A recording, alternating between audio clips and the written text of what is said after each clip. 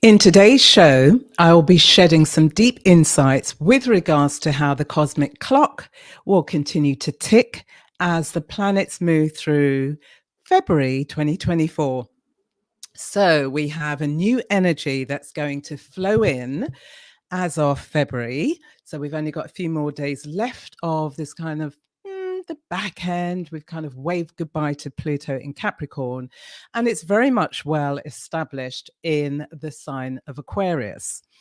Now, the way that the energies of the planets are playing out in February, there's a real kind of separation or a distinctiveness in terms of the elements that are showing up.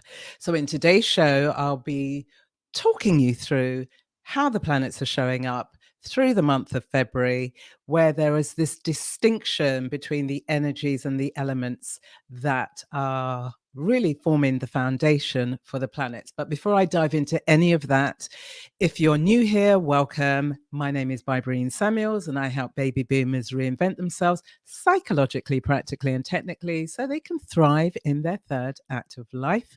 And if you're one of my regulars, great to see you here again.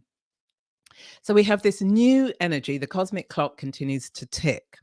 Now, we are observing actually in terms of how all of the planets are showing up, there's a missing element. And the missing element is fire.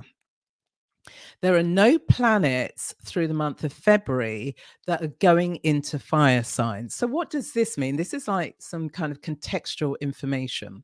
There could be a lack of energy, a lack of enthusiasm, maybe a loss of faith and hope in your ideas and dreams and actually who you are as a person, because the energy of fire isn't there. There isn't anything energizing you from the outside as well as from the inside. Now, I know that the North Node is in fire. But when it comes to the 10 planets or the 8 planets and the 2 luminaries that include the sun and the moon, there's this absence of fire energy, heat, warmth. But as the planets continue to enter into February and move through February, there are 2 distinct signs they are moving through. So, first of all, the first part of the month is being guided by Aquarius. Now, let's think about the sign Aquarius, because Aquarius, here we are, we're in winter, but we've kind of gone through the harshness of winter. We're not quite through the other side into spring. So there's this sense of a waiting season when it comes to Aquarian energy. And Aquarius does dominate because all of the 5 personal planets, that's the sun, the moon, Mars, Venus, and Mercury, are moving through the sign of Aquarius. So I'll come to that in a moment. So Aquarius is setting the scene. It's like this waiting for spring, holding on to our current positions and thinking about, because it's an air sign, it's a very conceptual sign, thinking about what could be birthed as we move into the season of spring. Then the second sign is Pisces. Now, with Pisces, think about the seeds that were planted in Earth. Think of the opposite sign, which is Virgo. The seeds that were planted way back when, they are now beginning to show the first signs of life. And so it's about getting ready to birth into spring. So that's the kind of context in which the planets are moving through the sign of February. The month of February. So we've got air on the one hand with Aquarius, and we've got water with Pisces. But actually, the real tension points are a square that will form between Aquarius and Pluto and Uranus and Taurus. So there's a square, which means there's an internal combustion. There's a tension point, and the planets that move through Aquarius, which conjunct Pluto, are equally squaring Uranus, which is in Taurus. Now, the sign of Aquarius is ruled by Uranus, and the sign of Taurus is ruled by Venus, and Venus will be moving through Aquarius. So that's some context. So if I'm going to think about What are the planets that are shaping the energy? We have Venus and we have Uranus. So there's a mutual reception going on because they're in the other sign. So Venus is in Aquarius, which is ruled by Uranus, and Uranus is in Taurus, which is ruled by Venus. So that shapes the world. We've got this tension point, and as the planets continue to move through, it's shining a light on each and every one of us because we're dealing with the 5 personal planets primarily. So what does this all mean? So we have a new moon, and that's coming up on the 9th. There's lots of dates. So we have the new moon on the 9th of February. So the new moon is a conjunction between the sun and the moon.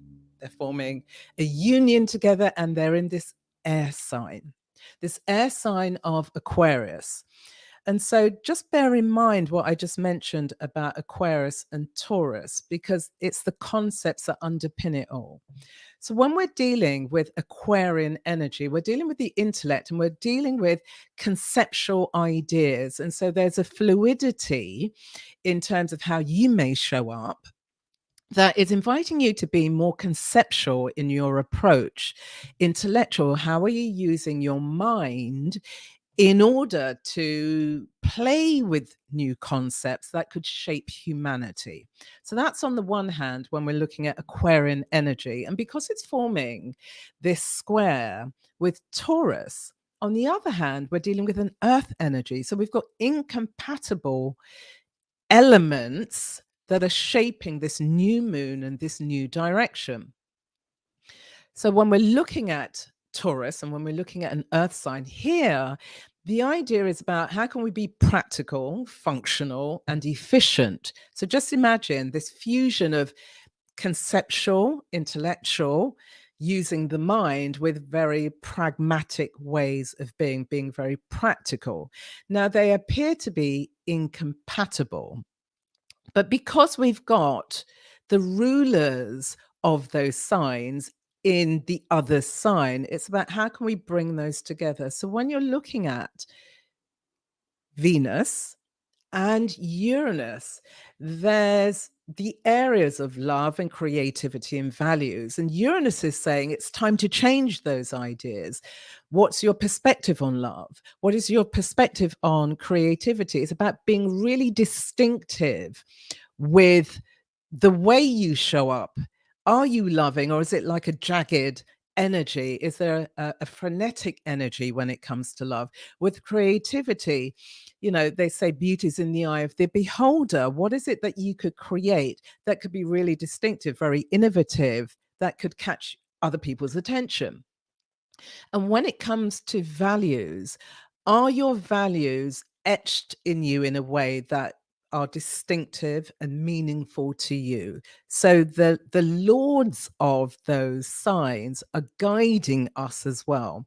So this new moon in Aquarius is asking us to bring out innovation, bring out the distinctiveness in terms of who we are. How can we use new ideas, those seeds that were planted that will then come to fruition once the sun moves into Pisces? But, those seeds of ideas, what could they blossom into? Now, we can't forget that Pluto, the lord of transformation, is already in Aquarius. Now, when the new moon takes place, it's at 20 degrees. So it's already moved past where Pluto is. But we can't leave out Pluto because Pluto is setting the tone. Pluto is saying, okay, Mercury's coming behind you. Mercury is the mind. How are you using your mind to gather information that could be transformational that you could share with the world? Pluto and Mercury, when they form in their conjunction, is saying that you need to move beyond superficiality and delve into the realities of life. What are they suggesting to you? And Pluto is also about power. And so if you kind of bring those concepts together, we have power and knowledge. And so, are you pursuing a line of inquiry? Are you pursuing a subject so you're able to gain mastery over that subject? And in gaining mastery over that subject, you are feeling more powerful. That's a sentiment that lies behind. And Mercury in Aquarius is, it's exalted, it's really powerful there. So it is about those groundbreaking ideas, those fleeting ideas that you think, oh, but with Mercury there, Mercury in its most powerful sign, it said, hold on, don't throw that idea. It's like throwing out the baby with the bathwater. Actually, there's innovation there. And how can you bring that innovation, but play with the concept, delve deep, and then come up with something distinctive? So that's Mercury and Pluto. So we have this context of the new moon, new you, new energy, but it's all connected with the mind.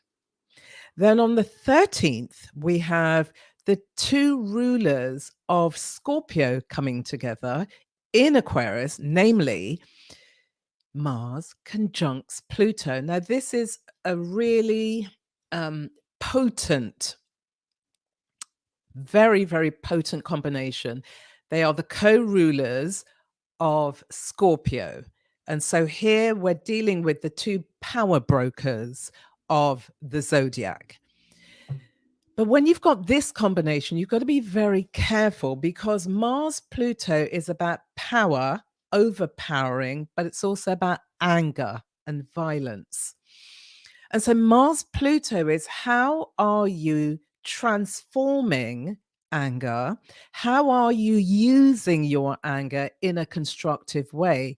And to ensure that you're not using your anger where you are browbeating and being overbearing with other people.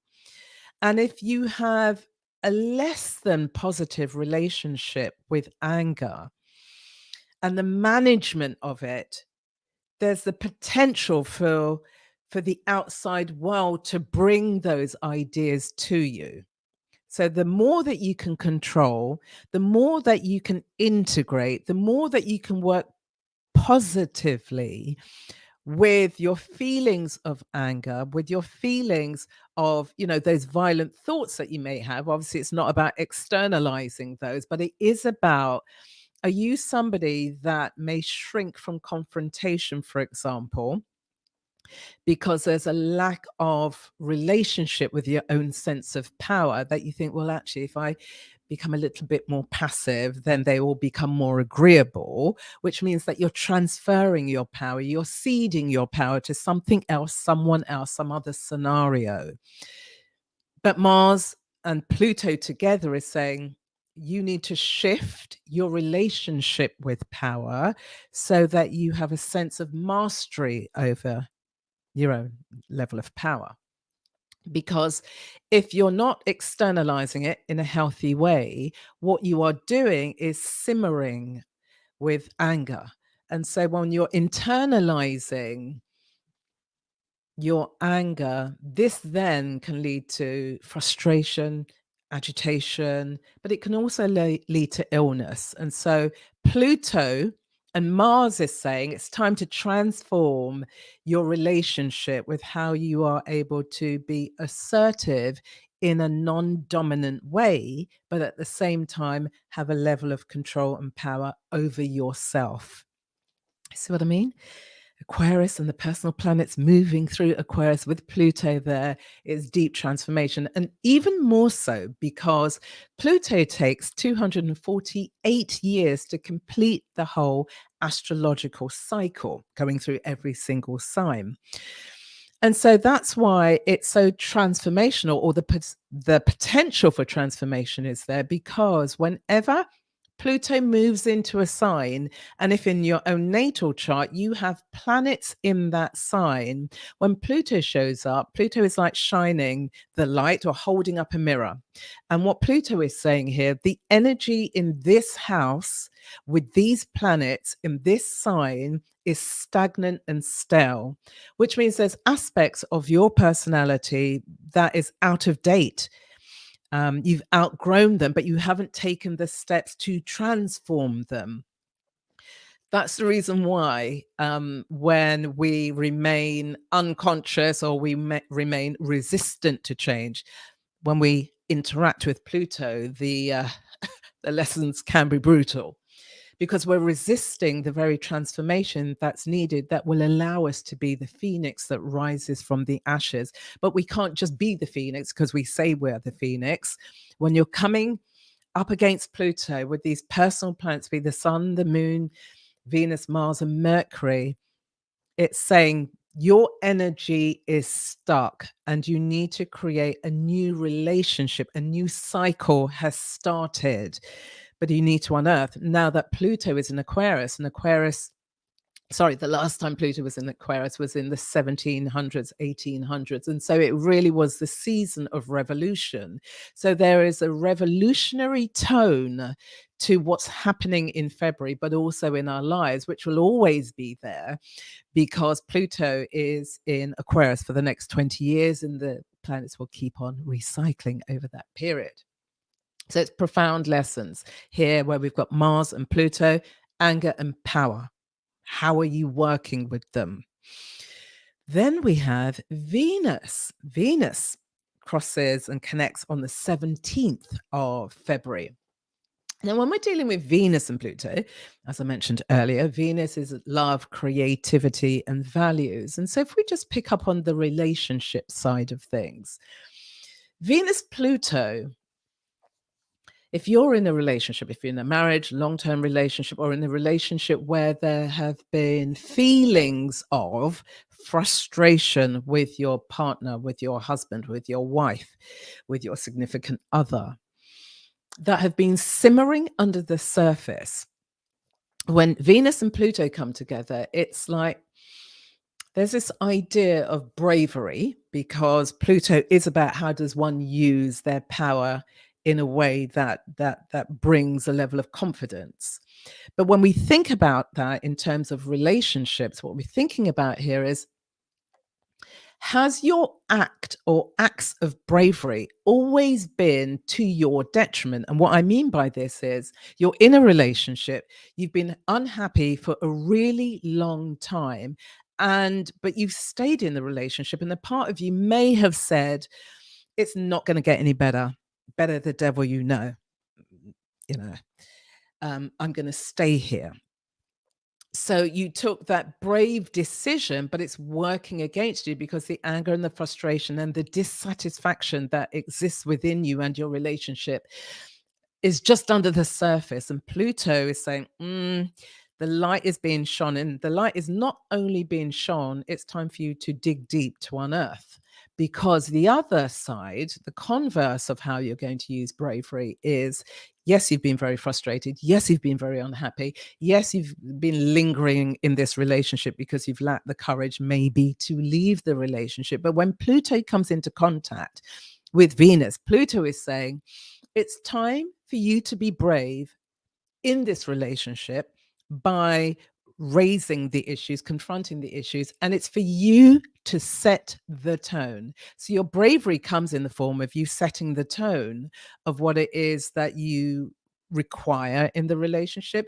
What is it that both of you could do to, enhance the relationship? It's very transformational because Venus, the other sign it rules is Libra. So it's the other. You're inviting the other into the decision-making process about the state of the relationship. Is it going to stay like this?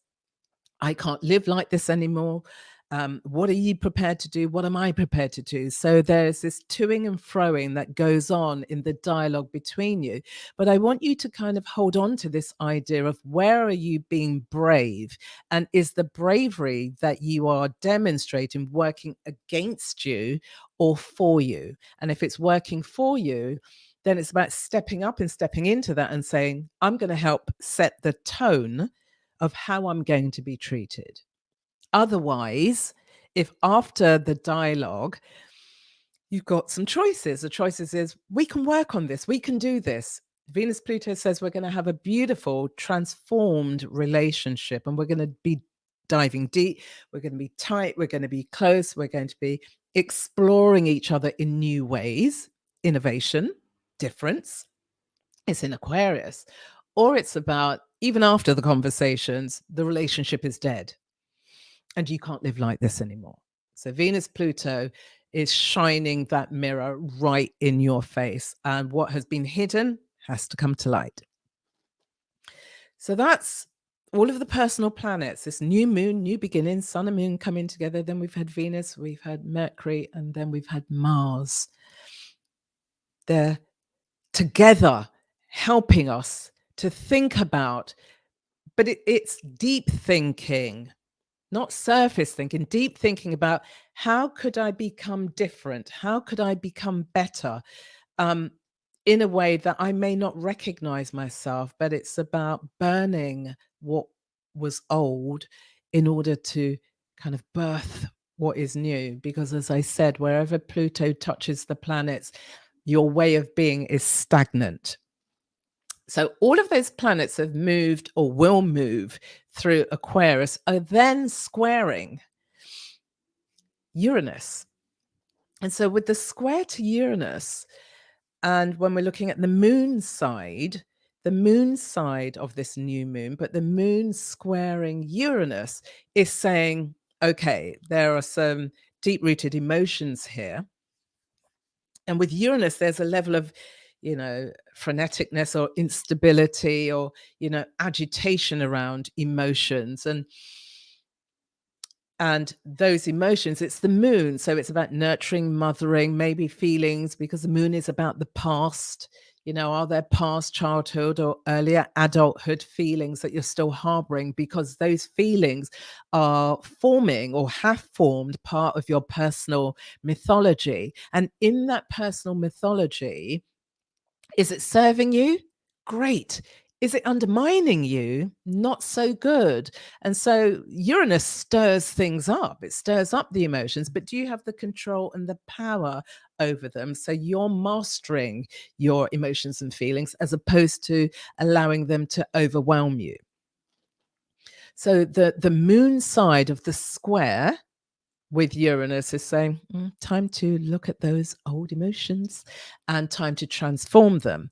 Now, the square, when the sun is squaring Uranus, here, Uranus is challenging you.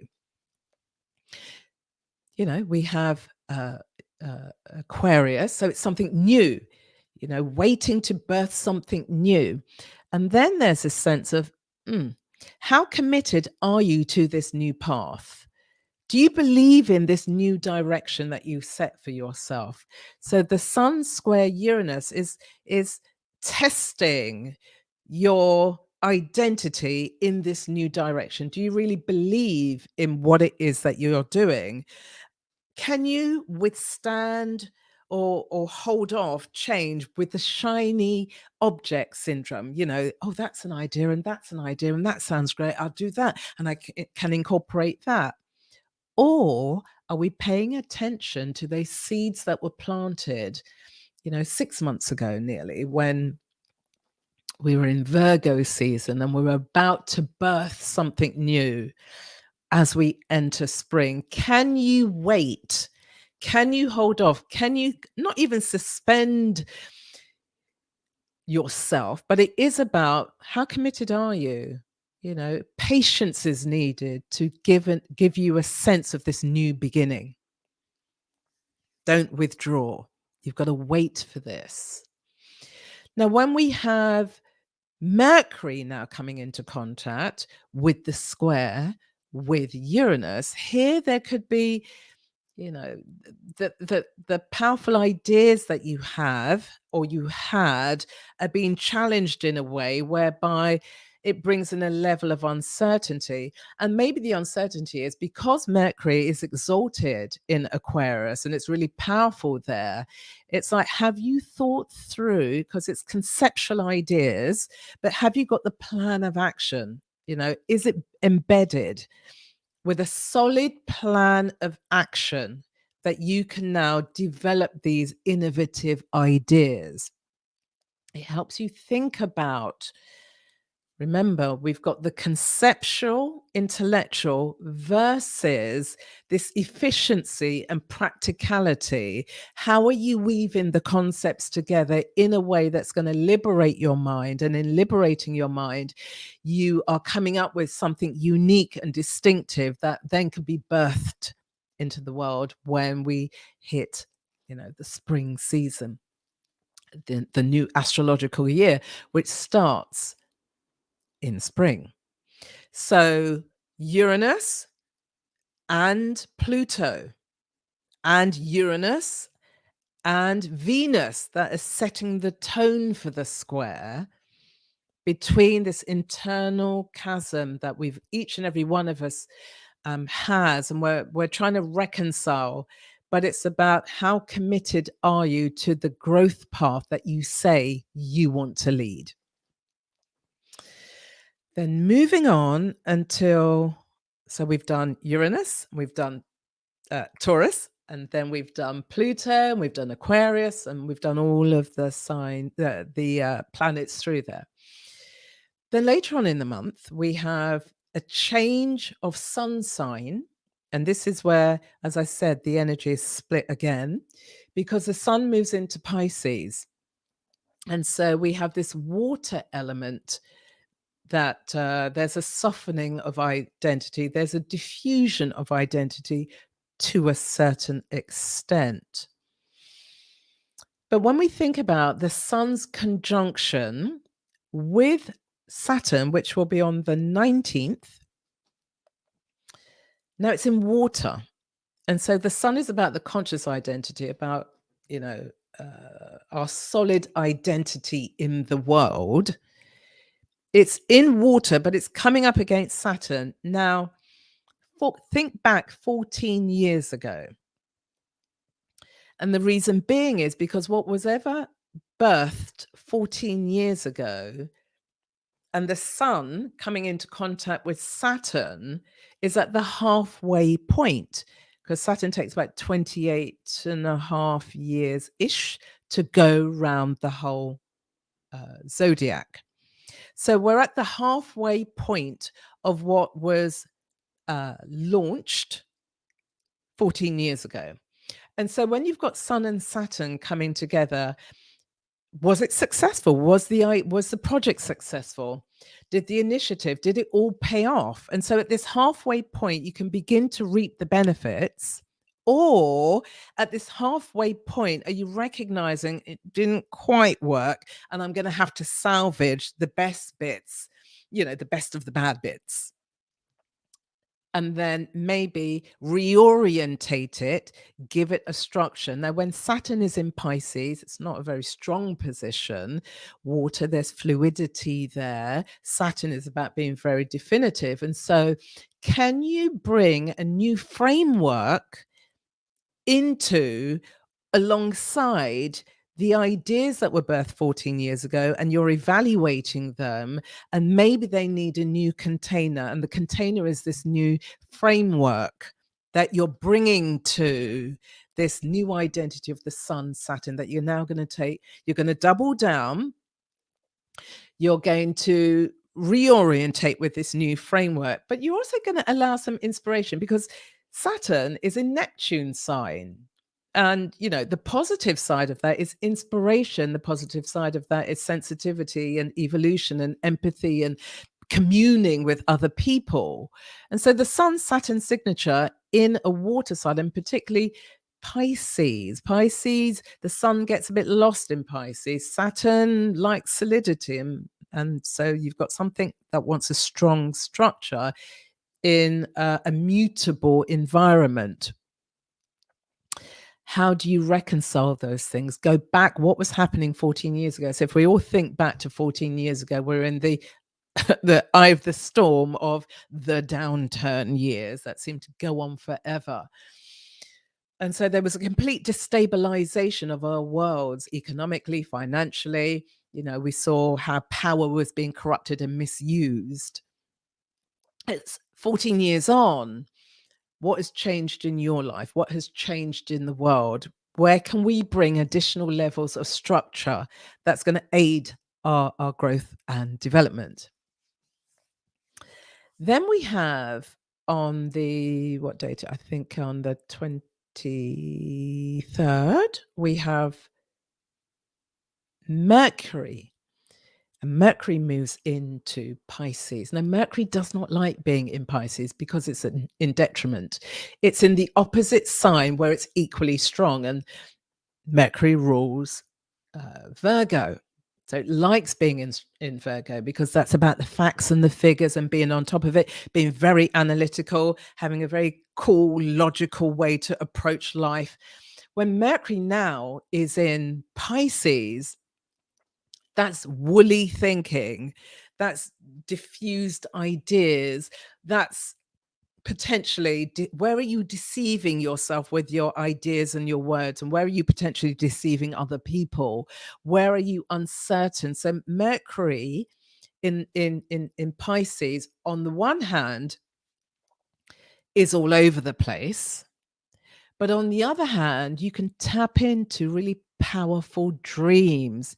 Your imagination is awakened in a way. How are you using your mind to transform the dreams and the images that come through these dreams in a way that can make sense? And when it's coming up now with Saturn, again, that signature of where can you put a bit of a foundation down here? Where can you now take what appears to be woolly and diffused and give it a structure so that you can build something with your mental prowess? Very, very powerful. Very powerful. What else have we got? We have Jupiter, because Jupiter is equally in Taurus. And so we have Jupiter and we have Mercury here. Mercury's about the mind, but Jupiter wants to expand everything. So it's about this expansive wisdom, but again, it's a square. So don't be arrogant with your ideas. Here it's the opportunity when you're dialoguing and you want to be sharing all of your big ideas. You want to be, the wise one, and you're proselytizing about something, but you're in dialogue. There's an audience. So pay attention, allow people to speak, listen more. The square is you've got these great ideas, they might be big ideas, and you can't wait to get them out into the world. And the powers of communication, whether you're speaking them, writing them, dancing them, using your body, you're communicating in some way, but you're communicating. It's not one-sided, it's a dialogue. How are you creating environments that other people can step into the conversation, that you're listening, and then you can be shaping on the basis of what you've heard, as opposed to, well, I've got this idea and I want to share it with you, and I don't really care who's listening.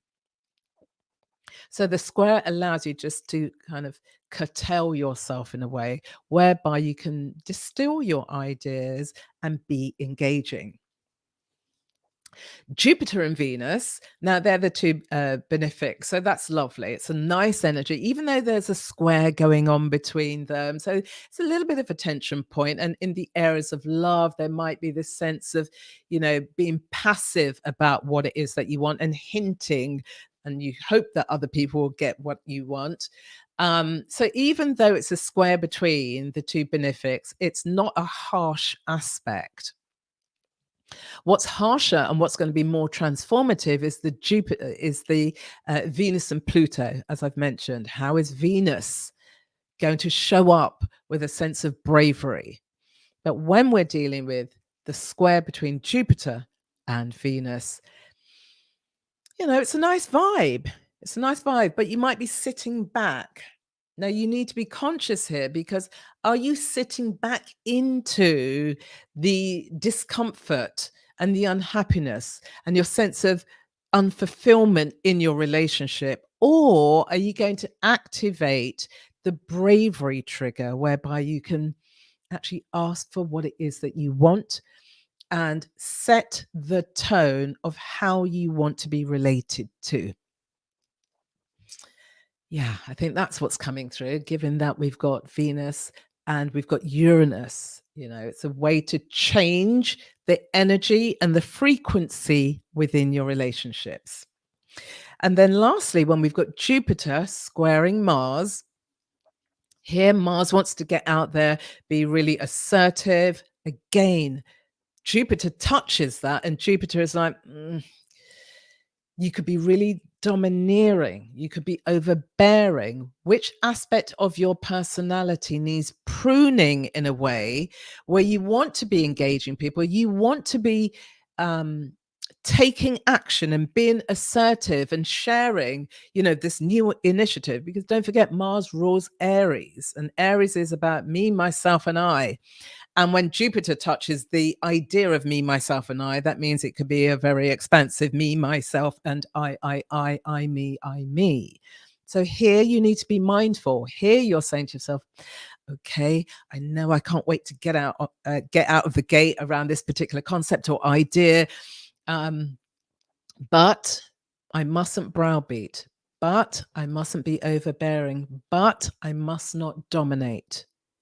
The positive side is, okay, where I'm using my leadership capacities, can I do it in an inspiring way? Because that's very Jupiterian.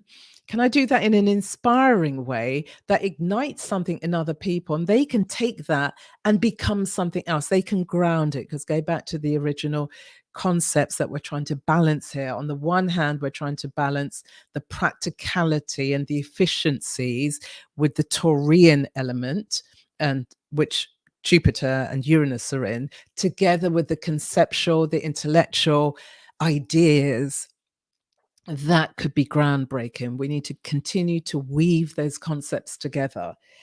So I think that's it. I think, yes, that is it in terms of what's happening in February. The astrology for February is shaping up in a way where we're bringing, three elements together: air, earth, and water, where there's a lack of fire. And so all that enthusiasm that's naturally there with the fire, under the fire gaze, is not there. And so it's a good thing, actually, because with squares, which all of these planets between Aquarius and Taurus, they're squaring each other, we're going to feel it internally. It's a push pull intern. Should I not? Do I really believe that?